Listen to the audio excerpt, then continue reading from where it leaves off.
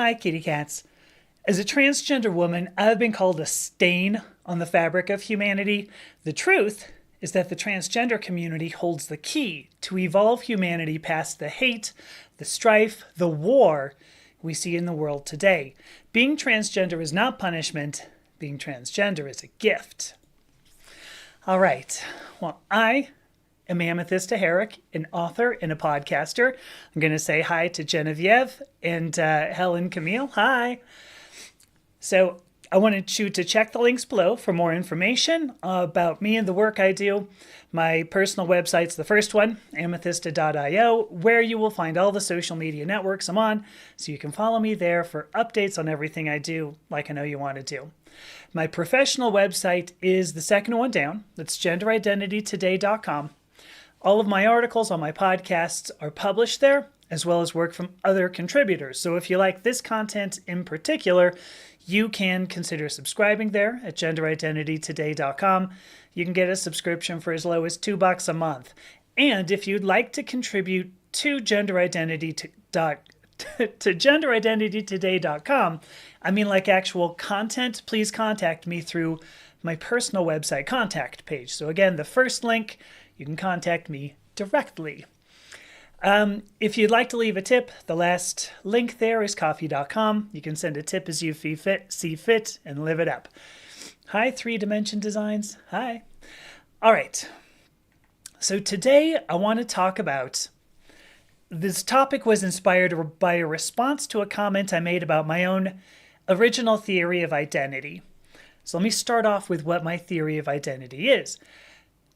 I see identity as a complex. So that means it's a complicated, interrelated system of various parts. The first is physical, the second is cognitive, the third is behavioral, and the fourth is spiritual. What do I mean by that? The physical is simple. It's your body, your physical structure, your biochemistry. The cognitive is what's in your mind. It's your motivations, it's your desires, it's your thoughts and emotions. And the behavioral is kind of a combination of the two. It's the actions that you end up choosing to take to express yourself within the social environment that's outside your head. So it's a combination of the two. But the spiritual, what do I mean by the spiritual? That's a crazy question. The way I define the spiritual is to say it's how you perceive yourself as part of the universe. So I'm going to go a little bit woo-woo on you here, okay? Anything, which is fine, because really any theory of the spiritual is pretty much as good as any other, because can I prove this? No. Can anybody else prove their theory? No. Well, okay. Me has apparently sent me eggplants. I know what that means, so cute on you. All right. I'm going to go woo-woo. What I say is that we are souls. The people we are, the way we end up presenting ourselves in the universe, we are souls that move among bodies depending upon the actions we take in each life. There's a word for this, it's called transmigration, which is very similar to reincarnation, but they're a little different. They're actually a little different. Reincarnation typically implies that you're going to get a new human body, whereas transmigration means you can change bodies based on your actions that you do. If you have good karma, good actions, maybe you move up in the universe. You go from being a dung beetle to being a cat, where you'll sit on somebody's lap and get scratched all day. If you do bad actions, you generate bad karma, and this is moving down in the universe, however you want to look at that. There are probably some people who are like, you know what, I'd really rather not be human. I'd really rather be a cat, sit in somebody's lap. I know I've thought that many times in my life as I've looked at my cat sitting there in my lap. I just thought, God, what a great life that must be, right? I don't know, maybe I'm wrong. But my point is I think that each of us, each of our souls has a particular lesson to learn. And as a result, since we have a particular lesson to learn, each of us has a particular gift that we can give to the universe. And I think that's important. So now I can start talking about this response. So the response to this particular comment came from a transgender woman. And she said, she's actually here, but I won't call out who it is. She said that she's wondered. I actually wrote this down, and I meant to display it, but I don't have it up, so I'm not going to kill myself on this. But she said she's wondered if her female soul, and she put that in quotation marks, had been reincarnated, and said she must have done something, here I have the quote, must have done something very bad to be banished into a male body.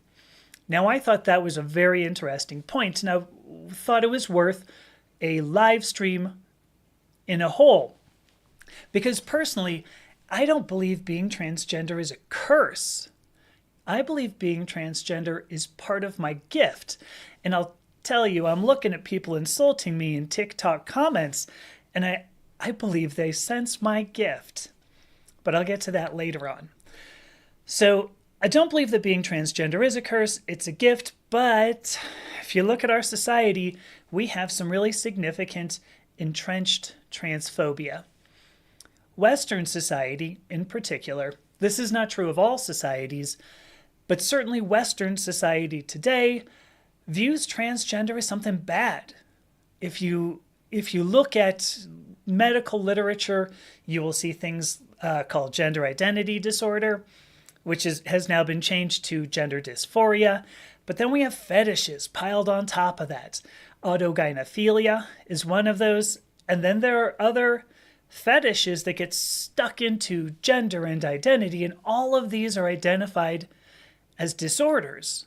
They're pathologies. In the DSM, in the diagnostic, now I'm forgetting what DSM stands for, but in DSM-5, where all the disorders are defined for psychology, these are all identified as pathologies. So as transgender people, we have to be assigned a pathology in order to receive treatment at all. I want you to think about that. Our true identity is considered a pathology. I spent 52 years in a lot of pain. What has made my life worth living today, what's made my life livable, is a pathology. I'm by nature broken.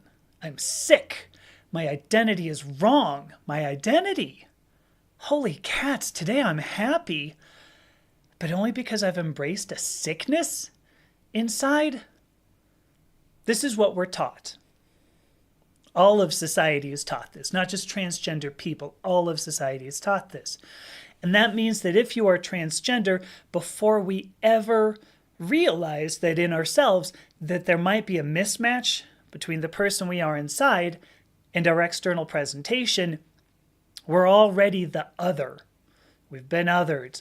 This is how we grow up. It's how I grew up. It's how you personally grew up. I've worked with a lot of transgender people in my life.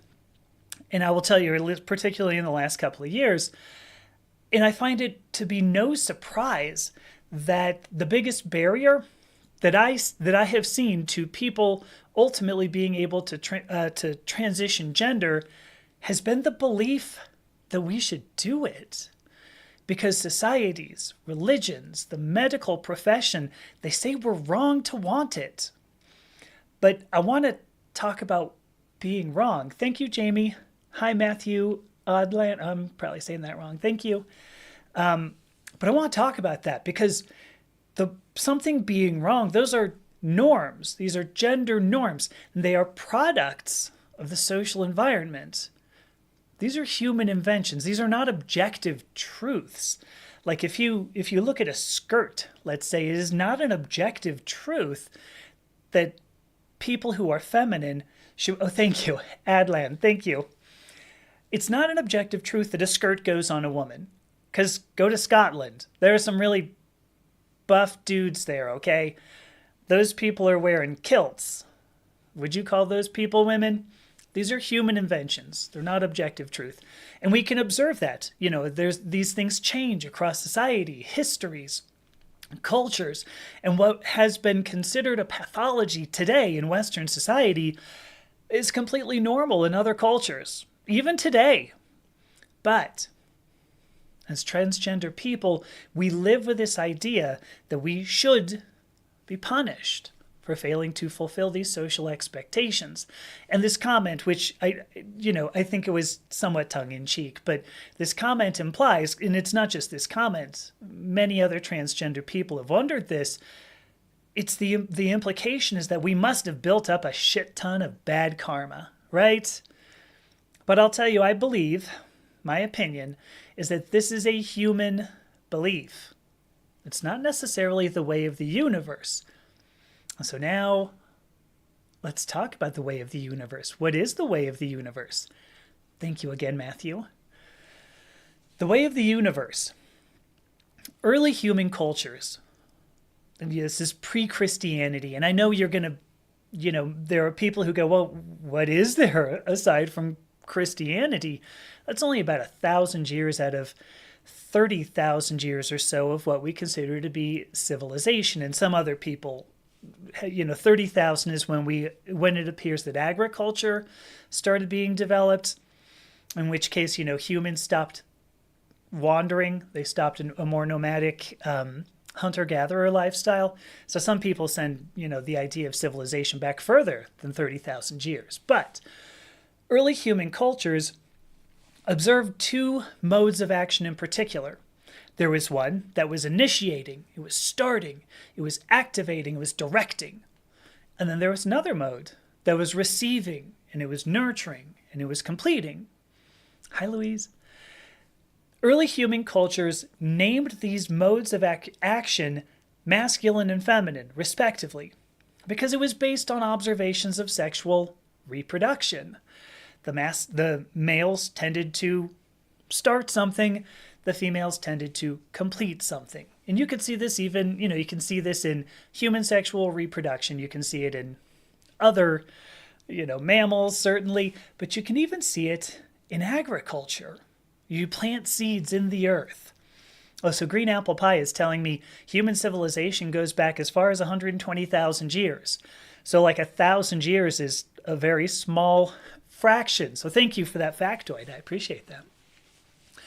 So these, not to be pedantic, but math also is, at least in part, a human invention. Okay, accurate. I'm not sure where you're going with that. So I want to point out these are early gendered roles for action. But listen to my verbiage. Gendered roles, not gender roles. So it doesn't mean that if you were a male, you necessarily had to be activating and directing, and if you were a female, you necessarily were nurturing and completing. People in early human cultures were understood to do both modes of action. And there is a purpose for that, because you cannot complete an action that's never initiated. And you receive no benefit from an action that's initiated but never completed. So the way of the universe, which is where I started this particular section, is both to initiate and complete.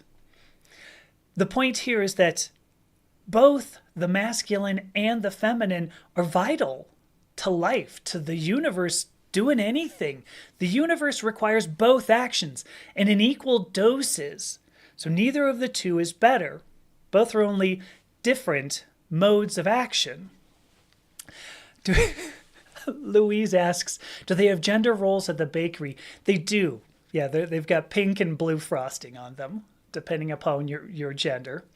So, all right. So Hank Aaron 420 mentions that the point about math is to say that objective truth and human invention are not necessarily incompatible. And I do agree with you on that. And I'm not saying that they aren't. So it was a great point. And I'm sorry, you're right. White frosting would have to be on the gender roles as well. Thank you, Matthew. All right. That was the way of the universe. Let's talk about the way of modern Western society. I'm not going to go off on a political rant here. I'm going to offer observations. And you may disagree with my level of observations, and, that's fine. That's why this is my live stream and not yours. Modern Western society is highly patriarchal. The feminine, for the most part, is discarded. The feminine is diminished. The feminine is considered something useless. In fact, it's bad to be nurturing. There are women out there who would sneer at stay-at-home moms, let alone stay-at-home dads, right? If you're in the industry, and I spent 25 years in the technology industry, industry prizes a manager who will get results at any cost. They don't prize managers who have happy employees, despite there actually being a relationship between happy employees and teams that get results. It's also bad to be receptive. If you're out there in Western society, the point is to be competitive. What's the advantage you can get? What angle can you get on top of the people competing against you? And now we can observe toxic masculinity of take what you want and fuck the rest of the world. The result, in my opinion, in my observation, is a whole lot of hate. We can see conflict in families, conflict at every level of government, and obviously conflict among countries. We can see that all over the place. But I believe this is what happens. It's not even what I believe. The way of the universe implies that this is what happens when only one mode of action is emphasized. When you emphasize the masculine over the feminine. When you exclude the feminine in favor of the masculine. Now, before you call me a rabid, nonsensical feminist, and there are people, you may have already said that, but I want to talk about the Barbie movie. Yeah, Barbie. So honestly, I loved the Barbie movie, and I love the Barbie movie because when you first get there, you're looking at this, society, and you go, wow, it seems so lovely. But the world of Barbie was dystopian. I mean, they didn't even know, like the Barbies didn't even know where the Ken slept at night, right? I mean, this was half the society, and like the people running this society were like, oh yeah, what the hell? Do they have houses? Do they have beds? What a weird thing. That's dystopian. That is a dystopia. But when Ken brings back the masculinity, and now it's all over, now it's highly masculine, it was again dystopic. So my only regret on that movie, for what it's worth, and here I am, like I'm Gene Shalit all of a sudden, but my only regret on that movie is that it didn't end up with a complete integration. The integration that happened was incomplete. The masculine and the feminine did not meet in the middle. And that bothered me because the way of the universe is integration. Masculine needs the feminine, and feminine needs the masculine. And so this is going to lead me to my main point here, which is that there is a power in being transgender. Transgender people, no matter what you think, understand both sides. I mentioned I was in technology for 25 years. I know what it's like to be a white man in technology. I hate saying that, by the way, but I know what it's like. I also know what it's like at this point to be a white woman in the world. And those are very dramatically different experiences. And because I have experienced them both personally, I can explain them, and I can explain the difference between the two. That's the power that exists in being transgender. We are capable both of initiating and completing. I actually wrote an article. It was more than a year ago at this point, but I wrote an article about the evolutionary advantage to being transgender. And I believe very strongly that any society capable of integrating both masculine and feminine will have an evolutionary advantage over societies that cannot.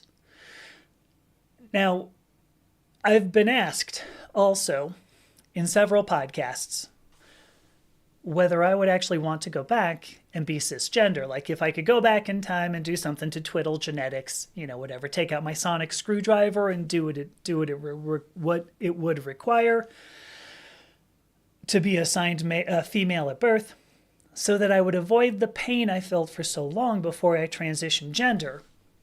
So I've been asked that. And I've answered no, because my past actions led me here. I was assigned male at birth, but I am truly a woman.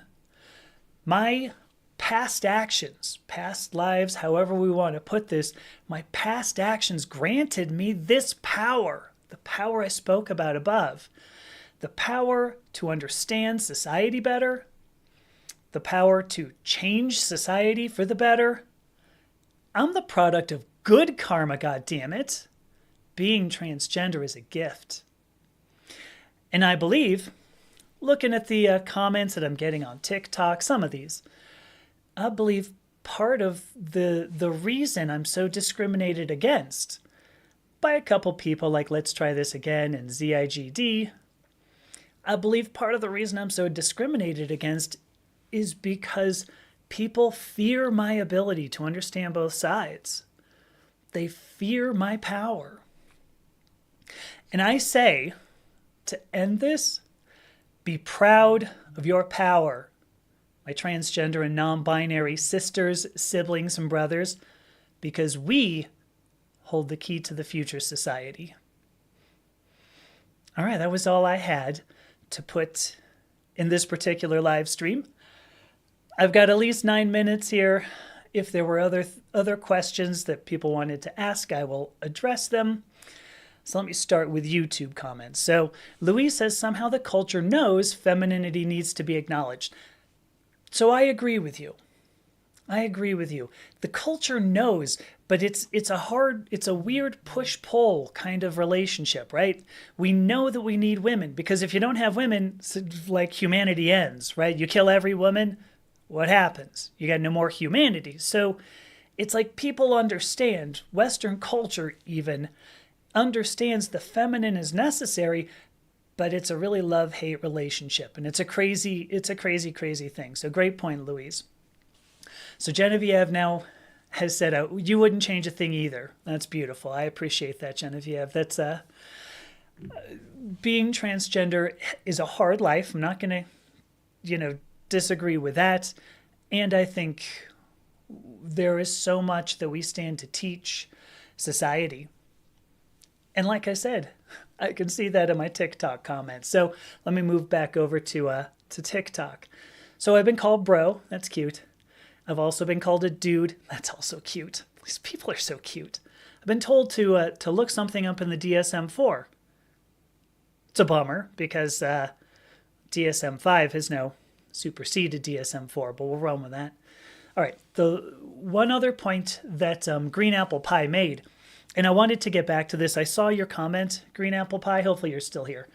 But I wanted to wait for a moment because what the comment says is that this is why we have all the hormones. They vary by doses, but not by body part necessarily. Absolutely dang true. I did a video 6 weeks back, let's say, about how the human genome is common among all humans. There isn't a specific male biochemistry and female biochemistry. There are pathways in human biochemistry that are affected by the balance of hormones, the respective balance of hormones. And of course, by some of our genetics as well, depending upon how sensitive you are to these hormones. So that is a great point, Green Apple Pie, and I appreciate that because very true. It's very, very true. So, see, look, now I have somebody called his HWM who is telling me to stop it. Just stop it. You fear my power, don't you? They fear me. All right, now Louise says, even at the turn of the 20th century, actresses played in pants roles, like Sarah Bernhardt as Hamlet, Maud Adams as Peter Pan. That's a good point. Ooh, actually, gosh, another great point. If we're going to talk, shuffle off cupcake. Uh-oh. Oh, sorry, this is actually Matthew defending me. My apologies, Matthew. Thank you, sir. Whoopsie daisies. Shuffle off cupcake. I'm going to use that from now on. That's a beautiful phrase. All right. So Louise Richardson says, also, there is evidence the Y chromosome is gradually disappearing. That's true. And there's a good reason for that. It turns out that, especially in human sexual reproduction, the Y chromosome is very, very resistant to like actual random mutations because it doesn't recombine with anything. Usually you count on random combinations. So you get one type of chromosome from the mother, one type of chromosome from the father. But in this case, the only chromosome that comes from the father is the Y. And so it's very easy for that Y chromosome ultimately to be overlooked by evolution. And it's an interesting tidbit. It's possible, like geneticists have predicted the demise of the Y chromosome. And you may go, oh my gosh, now we're not going to have any men and women. We're not going to have any males or females is the biological term for that. But that's untrue as well. There's really only one major important gene on that Y chromosome. And we've watched that translocate. I love the word, right? Translocate. Translocate from the Y chromosome to the X chromosome. But it's also translocated from chromosome pair 23 to other chromosomes, some of the allosomes, 1 through 22. So just because the Y chromosome goes away doesn't actually mean that we won't have enough variation in the in the genome, I should say, still to have males and females. And you're dead right. I mean, that Y is puny. Honestly, I think there's something like, I think there are about 20 genes that reside on that, and many of those, not the SRY gene, so named because it is the sex determining region of the Y chromosome. Not all that. Biologists aren't great with nomenclature. Scientists in general, we kind of suck at nomenclature. But that's really the biggest gene on that chromosome that makes much of a difference. So, because the other like say 19 or so, many of those are duplicated across the allosomes, chromosome pairs 1 through 23. It's a really crazy thing. We don't necessarily need that Y chromosome. So, all right. So Matthew. So after me screwing up, I did screw up. That Matthew was supporting me. Matthew says, "I know I look like one of them." You don't. Thank you so much. I just wanted you to know. I give you my best. All right. I got about 3 minutes left. If anybody is interested in asking a question about what I said, the power of being transgender, the genetics, the science, I'm right here. Give me something, throw something at me. In the meantime, I'll take a drink of water, right? Look at this. The straw was stuck. Damn it. All right, so by the way, Camille3691 has sent a heart to you, Matthew. I just wanted to run that through. All right, Roy, what did you say? I don't know. Because Roy says, what about what I said? Oh, yes, I do. All the dudes at the Pew Pew range think I'm a MAGA cultist. Matthew, I'm sure you're a wonderful person. So T-Bell says, biology doesn't care about feelings. Oh, how I agree. Oh, how I agree. Biology doesn't care about feelings now, does it? And if you're trying to tell me that the way I feel implies that I shouldn't be sitting here with purple hair and breasts and everything like that, you're still wrong, because there's a distinction between sex and gender. If you were here at the beginning, you would have found out that identity spans at least 4 different axes, only one of which is the physical. And actually, one of the less major axes, I would say, because social environments make a much bigger impact on who we are and how we feel about ourselves than our physicality, which is not entirely true, but there's no distinction, and your surgical alterations prove that. I'm not really sure what that means. T-Bell is coming after me, but I'm a little unsure. I don't know what it means. So, all right, let's see. So Louise says, Matthew, don't be one of them. But I think Matthew's great. I love Matthew at this point. All right. So Camille says she still doesn't know enough about what I'm hearing to ask good questions. All I have are inappropriate jokes. Hey, if I needed an appropriate joke, you were the first person I'm coming to. All right, let's run with it. So, so Roy, is that what you asked me? What does the Bible say about it? What does the Bible say about sex and gender? Is that your question? Because I'll tell you, if you're asking me about the Bible, first of all, I am not a major biblical scholar, certainly not a Hebrew scholar. But if we're going to talk about the Pentateuch, the five books proposed to have been written by Moses, Genesis, Exodus, Leviticus, Numbers, and Deuteronomy, many of those Hebrew phrases are extremely open to interpretation. And Hebrew scholars argue about this all the time. If you're talking about Christian translations of the Hebrew, or for that matter, what occurred later on with like the King James Version of the Bible, that was a translation into Latin that ultimately being translated into English. Are these literal? Are these correct? Or are these interpretations that we're throwing? Oh my God. Are these interpretations that we're throwing out to limit people's expression because of translations? Ask yourself that. So it turns out Matt's actually in both chats. Look at you. Counter trolling operations. So Roy, you have said it's an abomination. Well, hang on. Because I think you're talking about a particular verse in Leviticus. I forget the actual chapter and verse, and forgive me, but I actually wrote an article that included this. The word abomination is actually being applied not to homosexuality, but it's being applied somewhere else. Leviticus is actually all about they are laws that have to do with being unclean.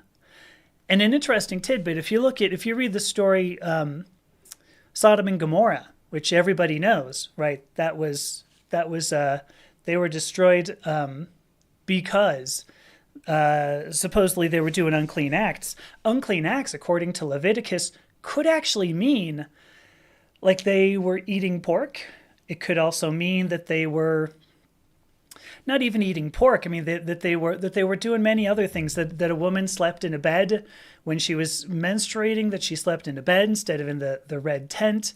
There are a lot of things that Leviticus goes over that were considered unclean.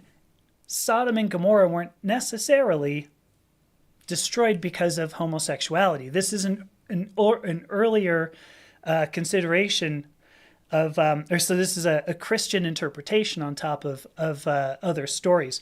So there are a couple of great there are a couple of great comments that have gone by which say that the words don't have essentialist meaning. I don't completely disagree.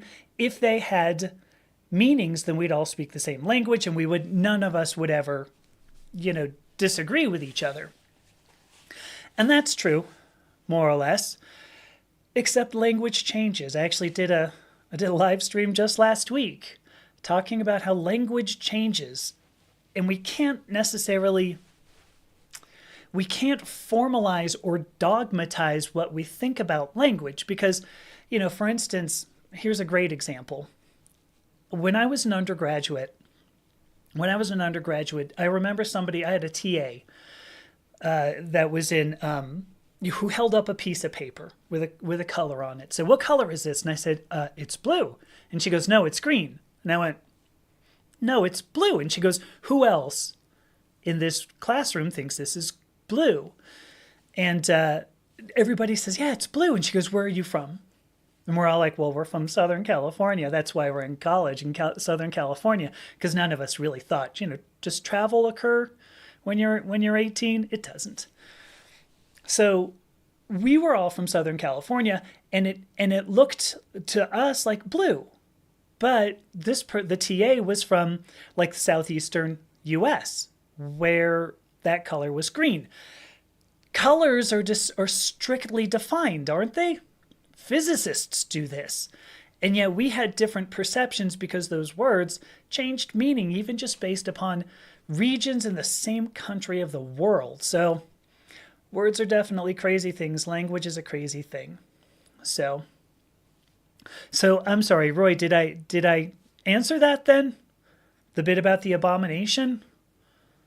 That was the big thing. And Roy says that's the big thing why God both shot him in tomorrow. I'm not sure what that means. So let me look at YouTube chat. So let's see. Holy cats, there's a bunch. Okay, so Greek translation screwed up meanings. That's for sure.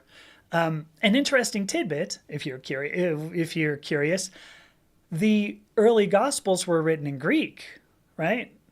Pretty crazy. Wouldn't you think it'd be written in, say, Aramaic, maybe Hebrew? Because weren't these just like normal people, fishermen, prostitutes? But no, written in Greek. They were written in Greek because it would be it was the erudite language of the time. And you go, well, how do we know that? And we can date these to about 100 years, 2nd century of the Common Era or so, by some of the usage, some of the Greek words that were being used. Pretty interesting there, isn't it? All right. Our notions of heaven and hell came from Milton and Dante, not the Bible. That's an excellent point. Many of those are medieval era ways of trying to stamp out the pagan experience. I started this whole conversation talking, I didn't even want to go into the idea, Aramaic was not a written language. That's an interesting tidbit. They didn't have, there wasn't a symbol, set of symbols for Aramaic. I learned something today. So I started off this whole conversation talking about souls. And obviously I'm not subscribing to the Christian idea of one and done, that you get one shot at this, and if you do it wrong, you're going to hell forever and ever and ever. I believe that our soul obviously persists longer than that. So I certainly didn't expect to jump into a biblical definition or a biblical discussion in all of this, but it is an interesting, way to do that. So user 1287 says it's all over my DNA.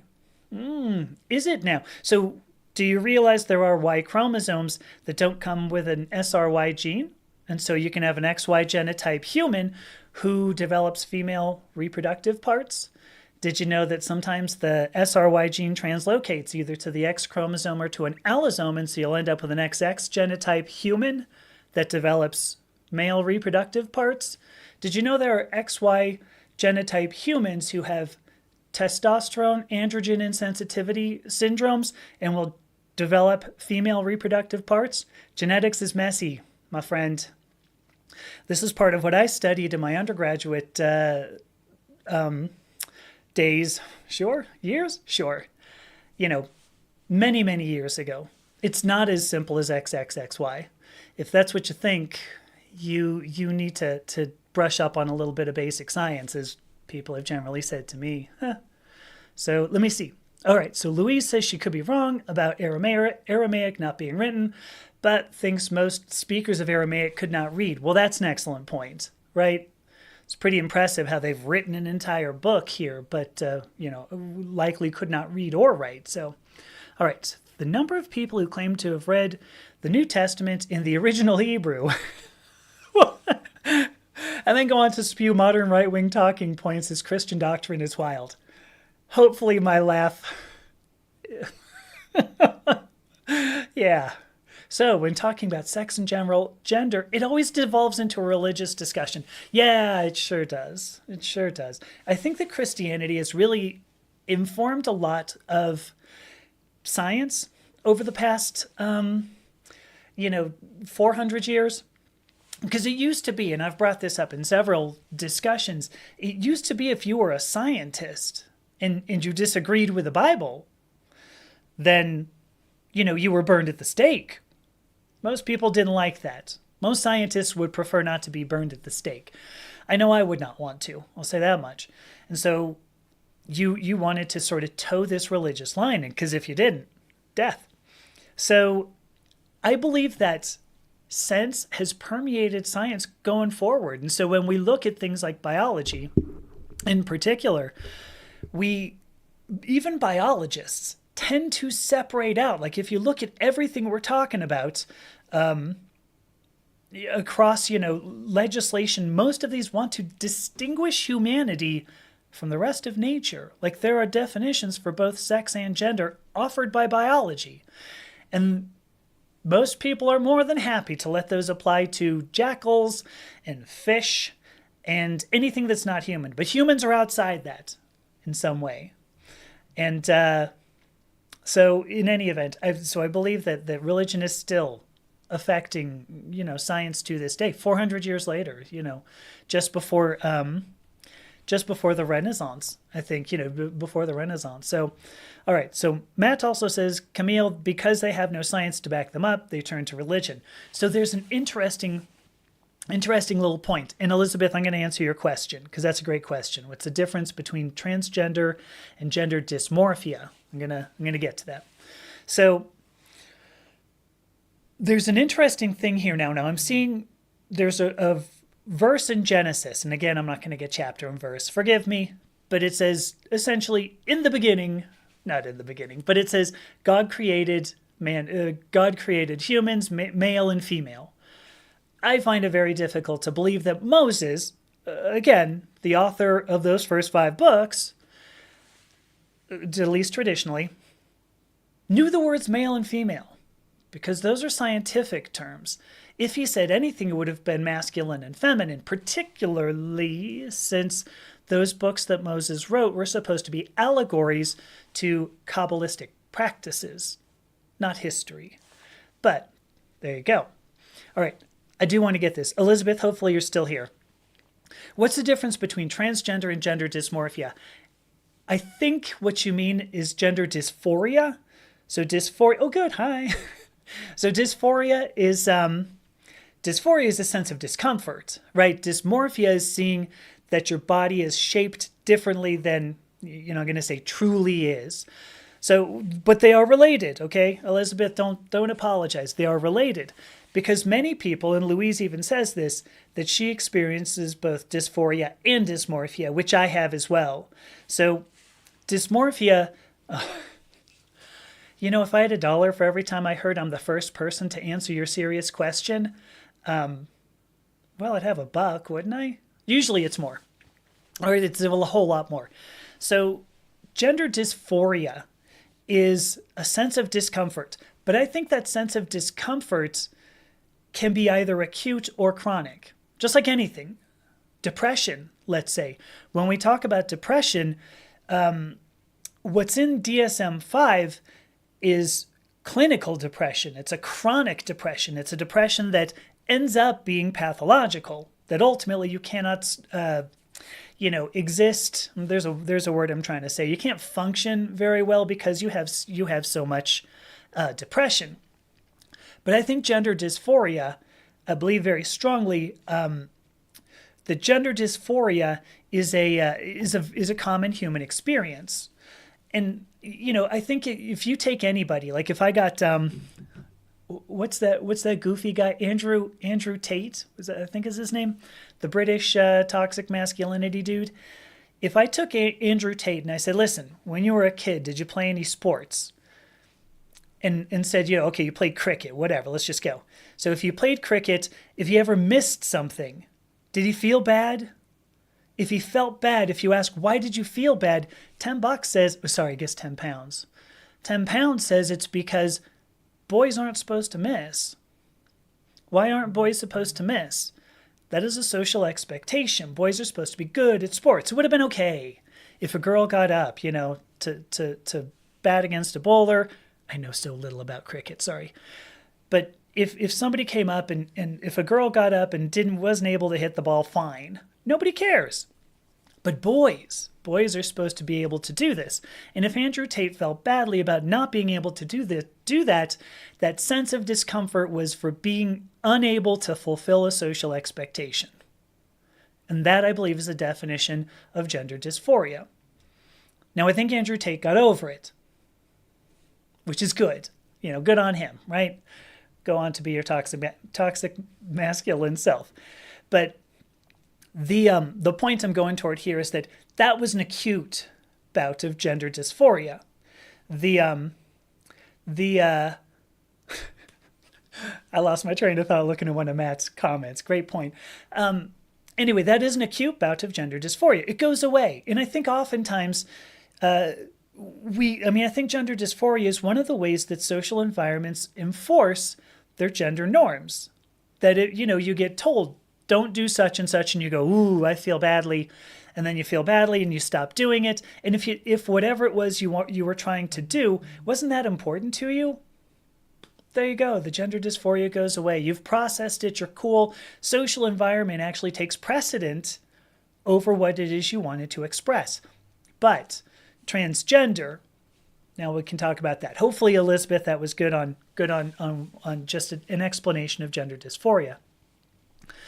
Transgender is a sense of chronic gender dysphoria. So for instance, if I struck out because I played Little League, I was the worst Little League player. I was so bad, just so horrible. Couldn't catch, couldn't throw, couldn't bat, couldn't do a good goddamn thing until later on. It honestly was in graduate school that I learned how to bat, because all that went through my head was, I got to do this. If I don't do this, it's one more sense of failure to fulfill the social expectation that I'm supposed to be a boy. Graduate school, I was 25, I'd say 25 or something when I learned how to bat. So it was still following me. But my point is that when I failed to fulfill social expectations, it compounded one more thing on top of me. So Elizabeth, you're saying based off another mental health condition, did I worry about it because? Okay, hang on. All right, so the point is that when it's chronic is what I'm talking about. My inner sense of who I am, when I was 4, let me just say this. When I was 4, I had 3 sisters. I still do. But when I was 4, I just assumed we were all the same. Why would we be any different? Yes, I seemed a little structurally different. But why would that make a difference? Who the hell cares? By the time I was 8, or so, I was well aware people were treating me differently. When I reached puberty, it was very clear. Okay, I am not physically the same as my sisters, even though I felt comfortable expressing everything feminine. What I learned growing up was makeup. I learned fashion, I learned clothes, I learned boys. Those were the things I understood. And I still understand those. Those are the things that just seem natural to me. I never understood the idea of going and playing in the mud and running, jumping, climbing trees and punching each other in the shoulder to say hello. I never understood that. And these are more traditionally masculine traits, social traits. So despite my body looking a particular way, I didn't want to express those characteristics, those social traits. And so I failed to fulfill those social expectations. Hopefully that made the point more clearly. So that's what I mean by failing to fulfill those. Once I got to graduate school, I actually embraced my femininity. I woke up one day and I said, hey, you know what? I'm both woman and man, and that's fine. I thought it was okay. Now, today, I've actually transitioned completely, socially, medically. But at the time, I was mostly okay. I was just look, I can do masculine and I can do feminine, whatever. It's cool. So to return to your question, though, Elizabeth, try to answer this so that I can start shutting down. Transgender, I believe, is a chronic gender dysphoria, that everything about your life doesn't fit. Andrew Tate has definitely acute bouts of gender dysphoria, probably still does, probably wakes up in the morning, goes into the bathroom and looks at himself and goes, God, I wish my penis was a whole lot bigger. Probably does. But I don't, aside from the fact that I have no penis. I had a chronic sense of gender dysphoria, and so as a result, that's how I would define transgender. So, all right, your last question. My PhD. My PhD is in analytical chemistry.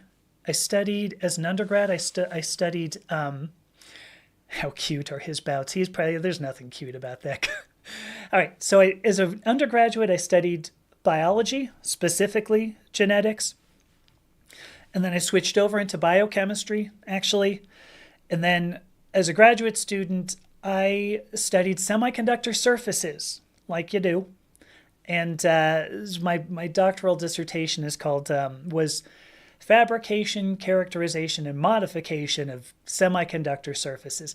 Even when I was 20, whatever, 27, I'm putting things in threes, right? The power of three. There you go.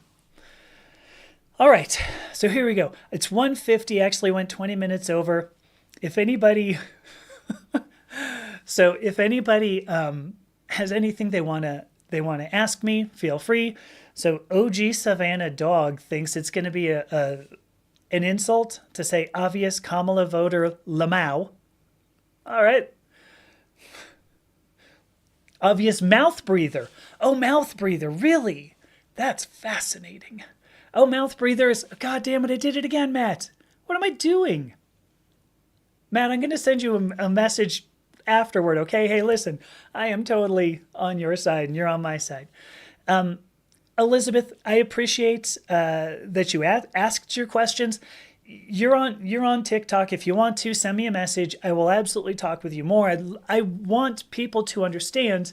All right, you can't accept DMs.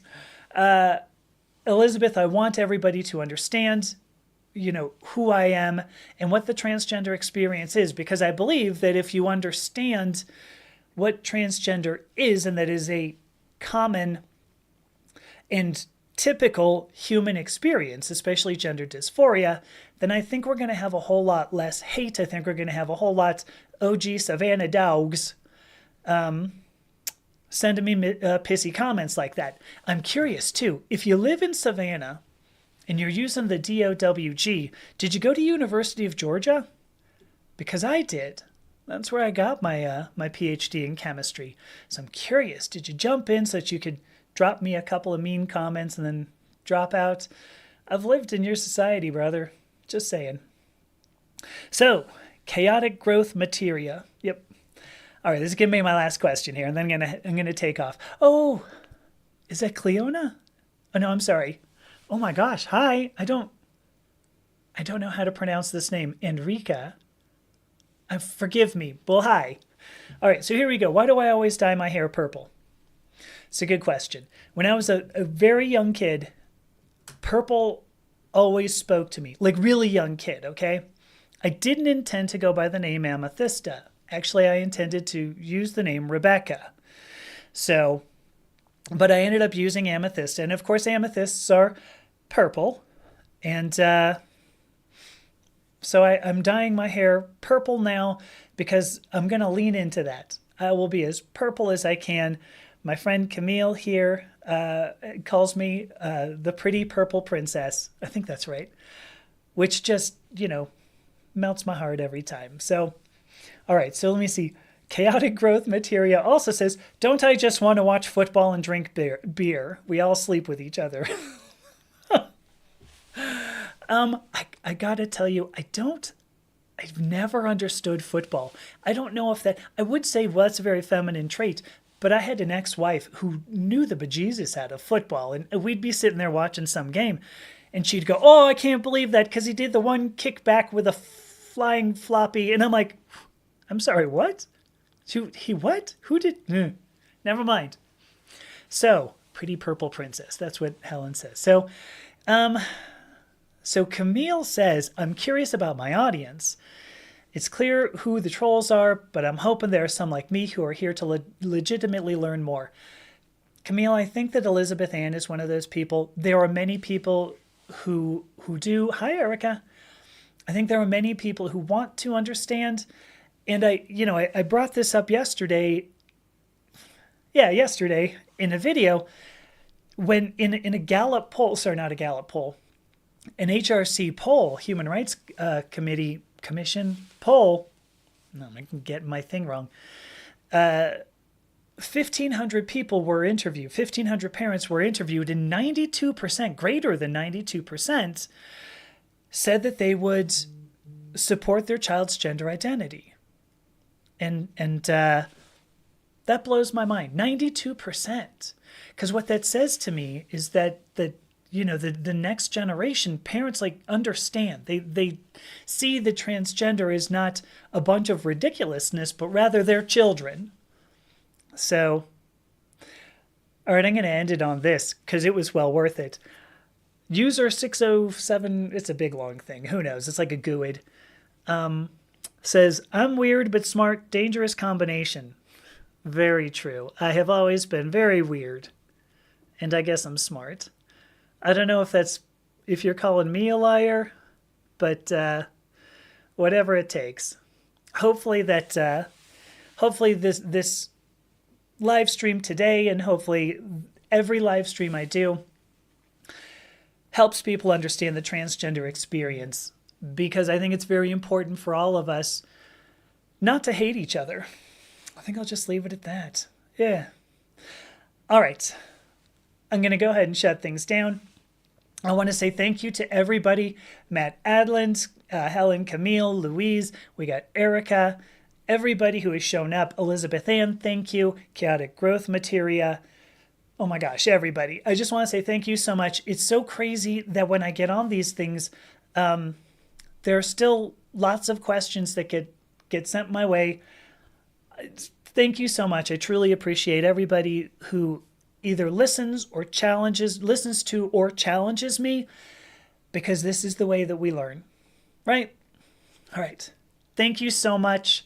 Have a great week, and I will talk to you next week. Bye.